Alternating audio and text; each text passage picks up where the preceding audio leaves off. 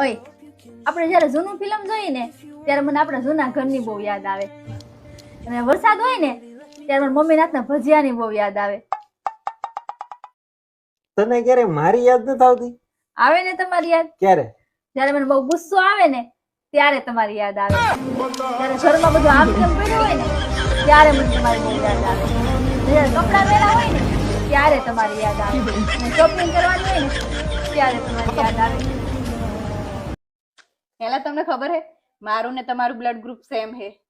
આટલા વર્ષથી પીવે તો સેમ જ હોય ને.